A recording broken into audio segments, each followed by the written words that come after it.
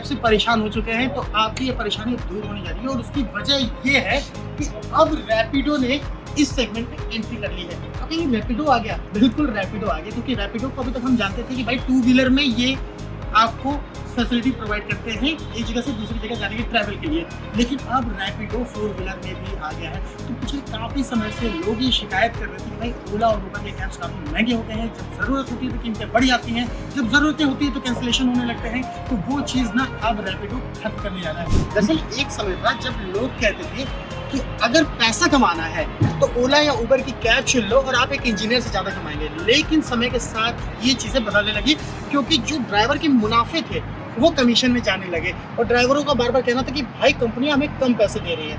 वहीं अगर आम आदमी की बात करें तो आम आदमी का ये कहना था कि जिस परेशानी से बचने के लिए वो कैब में आए थे वो चीज़ खत्म होने लगी। क्योंकि जब बारिश होती थी, जब कहीं फ्लाइट लैंड होती थी या ट्रेन आती थी किसी स्टेशन पे, तो उस जगह की कीमतें अचानक से बढ़ने लगती थी। या दो ऑप्शन थे, या तो महंगी कीमत पे कैब करो या तो फिर कैंसिलेशन की प्रॉब्लम को झेलो। लेकिन रैपिडो के आने के बाद क्या अब इस चीज़ में बदलाव हो सकता है? तो वो इसलिए मैं कह रहा हूँ क्योंकि रैपिडो देश के 100 शहरों में 1 लाख गाड़ियों को उतारने जा रही है। और रैपिडो ये कह रही है कि वो 0% कमीशन लेगी, 1 रुपए भी कमीशन नहीं लेगी, 0% लेगी। यानी 0% से फायदा किसे होगा? 2 लोगों का होगा, पहला ड्राइवर को, दूसरा ग्राहकों को, क्योंकि कमीशन में लगने से ड्राइवर का मुनाफा बढ़ेगा, वही जो महंगी कीमतें हैं कैब्स की वो कम होगी। हालांकि अभी जब मैं ये वीडियो बना रहा था, ऐप में रैपिडो की कारें ज़्यादा महंगी है, लेकिन जब ये सवाल पूछा गया तो उनके को फाउंडर ने कहा कि अभी शुरुआती दौर में कीमतें काफ़ी कम होंगी।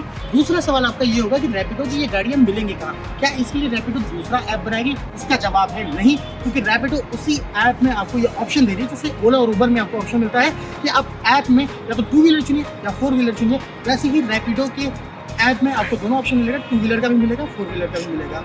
अब कुछ सवाल जो आपके जहन में होंगे, क्या ये गाड़ियाँ इलेक्ट्रिक हो सकती है? तो उसका जवाब है नहीं, अभी आईसी इंजन वाली हैं। दूसरा सवाल, क्या इसमें कोई और बदलाव देखने को मिलेगा? तो अभी बिल्कुल वैसा नहीं है, नॉर्मल तरीके से ही है। जैसे बाकी कंपनियां आपको कैब देती हैं वैसे रैपिडो भी आपको कैब देगी। तीसरा सवाल कि अभी किन किन शहरों में ये है, तो इसकी लिस्ट हम आपके साथ जल्दी साझा कर देंगे किन किन शहरों में आपको रैपिडो की गाड़ियाँ देखने को मिलेंगी। चौथी चीज़ कि रैपिडो आखिर ये कर क्यों? 60% का मार्केट शेयर अपने नाम करने वाली रैपिडो को लगा कि भाई 4 व्हीलर तो पूरा खाली है, तो क्यों ना इसमें भी चले और अपनी किस्मत आजमाएं। यही वजह है कि रैपिडो इसमें आ गई है। 5वां सवाल आपका ये होगा कि इससे रैपिडो को क्या फ़ायदा होगा? फ़ायदा वही होगा जो उबर और ओला की शुरुआत में हुआ था, लोगों का ट्रस्ट जुड़ेगा, लोग उनके साथ आएंगे, कम कीमतों की वजह से लोग आएंगे। अब आपका सवाल एक होगा कि क्या बाद में ये भी बदल जाएंगे? तो बाद में तो कोई भी बदल सकता है, लेकिन शुरुआत में जो फायदा है वो आपको होगा। रैपिडो के आने से कंपटीशन बढ़ेगा, रैपिडो के आने से ओला और उबर को भी कीमतें कम करनी पड़ेंगी, रैपिडो के आने से आपको कैब के ऑप्शन ज़्यादा मिलेंगे। जहां 100 गाड़ियां मिलती थी अब वहां हो सकता है 110 गाड़ियां आपको मिले। तो भाई फायदा किसका हुआ? एडमिट आपका हुआ और इस गाड़ी चलाने वाले कैप्टन को हुआ।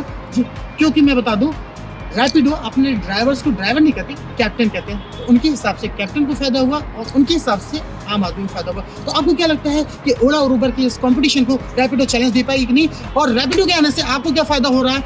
आप इसे हमें कमेंट बॉक्स में जरूर साझा कीजिए और ऐसी वीडियो के लिए क्या दिखते रहिए मेरे साथ ऑटो जंक्शन।